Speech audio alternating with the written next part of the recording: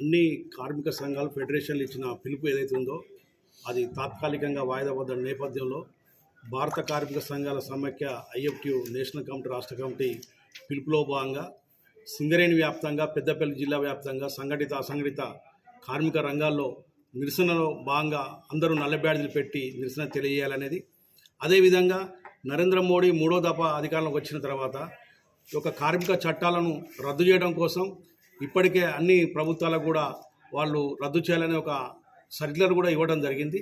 అదేవిధంగా కరోనా సమయంలో కూడా బీజేపీ పాలిత రాష్ట్రాలు ఏవైతే ఉందో ఉత్తరప్రదేశ్, గుజరాత్, మధ్యప్రదేశ్ ఇలాంటి బీహార్ లాంటి రాష్ట్రాల్లో కూడా అప్పటికే ఈ యొక్క లేబర్ కోడ్ల రద్దు కోసం కార్పొరేట్ శక్తులకు అనుకూలంగా కూడా చట్టాలు తీసుకొచ్చి 12 గంటల పని విధానం లాంటివన్నీ కూడా తీసుకురావడం జరిగింది.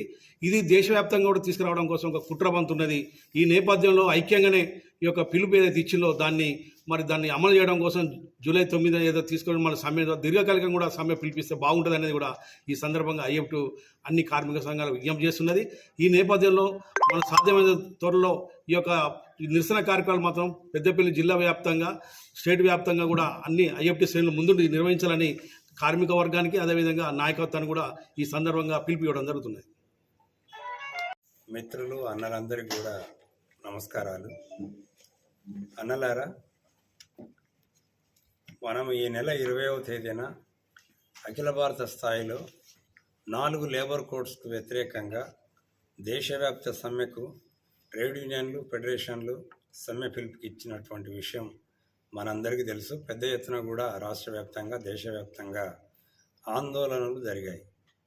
కానీ ఆకస్మికంగా పాకిస్తాన్తో భారతదేశం యుద్ధం అనేటువంటి సమస్య ముందుకొచ్చిన తర్వాత, ఉగ్రవాదుల దాడి వలన మన వాళ్ళు చనిపోయిన తర్వాత పరిస్థితులు దేశంలో మారిపోయినాయి.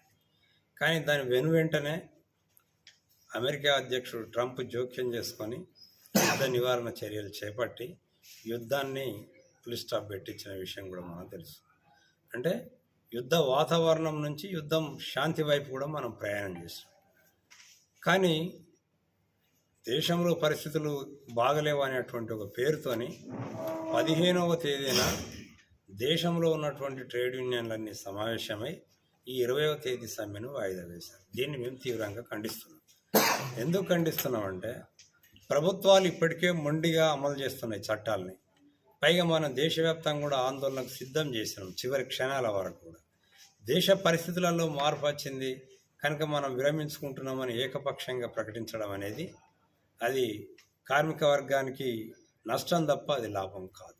పోనీ భారత ప్రభుత్వం అంటే మోడీ ప్రభుత్వం గిట్ట మనల్ని ఏమైనా కోరిండా? పరిస్థితులు దేశంలో ఈ విధంగా ఉన్నాయి కనుక మీరు ట్రేడ్ యూనియన్లు సమ్మెను వాయిదా వేసుకుంటే మంచిది, ఆ ప్రభుత్వం తర్వాత మీ డిమాండ్లను ఆలోచిస్తామని చెప్పిండ్రా?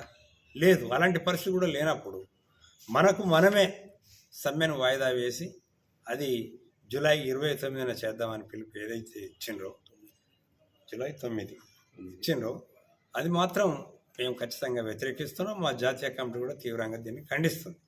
ఎందుకు ఖండిస్తుందంటే, ఒకవైపు అసలు ఈ మొత్తం ఉద్యమంలో అన్ని ట్రేడ్ యూనియన్లు ఉన్నాయి, కానీ ఐఎఫ్టీ లాంటి సంస్థను కలుపుకోలేదు. అయినా కూడా ఆంధ్రప్రదేశ్, తెలంగాణ 2 రాష్ట్రాలలో మాత్రమే వీళ్ళు పిలుస్తున్నారు. బెంగాల్లో కానీ, ఢిల్లీలో కానీ, పంజాబ్లో కానీ, ఒరిస్సాలో కానీ, హర్యానాలో కానీ మేము ఎక్కడెక్కడైతే బలంగా ఉన్నామో ఆ చోట్ల పిలవట్లేదు. సరే, ఐక్య ఉద్యమాలకు మేము వ్యతిరేకం కాదు. ఐక్య ఉద్యమాలకు మేము ముందు వరుసలో అందరికంటే ముందే మేము ప్రయత్నాలు చేస్తున్నాం.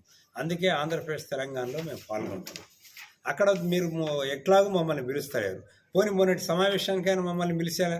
మొన్నటి సమావేశాన్ని కూడా మమ్మల్ని పిలవకుండా వాళ్ళు నిర్ణయం తీసుకున్నారు. ఇది కార్మిక వర్గానికి వ్యతిరేకమైనటువంటిది అని మేము భావిస్తున్నాం. అలాగే ఏదైతే జూలై 9కి ఇచ్చినటువంటి పిలుపుకు మేము కూడా మద్దతు ప్రకటిస్తున్నాం. అదేవిధంగా 20వ తేదీన సమ్మెకు బదులుగా నిరసన కార్యక్రమాలు చేపట్టాలని పిలుపునిచ్చిందో ఆ నిరసన కార్యక్రమాలు కూడా మేము మద్దతు తెలుపుతున్నాం. మొత్తం పరిశ్రమల దగ్గర కానీ ఇతర చోట్ల కానీ వర్కర్స్ ఎక్కడ బంద్ చేస్తే అక్కడ మన నిరసనను తెలియజేయాలి. లేబర్ కోడ్స్ను రద్దు చేసే వరకు మన గళాన్ని వినిపించాలని కూడా ఐఎఫ్టియు శ్రేణులకు రాష్ట్ర వ్యాప్తంగా ఉన్నటువంటి మా అనుబంధ సంఘాలన్నిటి కూడా పిలుపునిస్తున్నాం. కోల్ మైన్స్లో కూడా మా సంఘం ఏదైతే గోదావరిలో బొగ్గని కార్మిక సంఘం ఉందో ఆ రోజు నల్ల బ్యాడ్జీలు పెట్టి నిరసన తెలియజేసే అటువంటి విషయంలో కూడా మేము నిర్ణయం తీసుకున్నాం. ఖచ్చితంగా మోడీ ప్రభుత్వం ఇప్పటికైనా సరే కళ్ళు తెరిచి కార్మిక సంఘాలతో చర్చలు జరిపి ఈ 4 లేబర్ కోడ్స్ను మీరు రద్దు చేసేటువంటి పరిస్థితిని తీసుకురావాలి అనేది యూనియన్లకు కూడా చివరిగా మేము విజ్ఞప్తి చేస్తున్నాం. ఈ ఒకరోజు సమ్మెలతోని ప్రభుత్వాలు దిగిరావు. నిరవధిక సమ్మెలు తప్ప మరో మార్గం లేవు.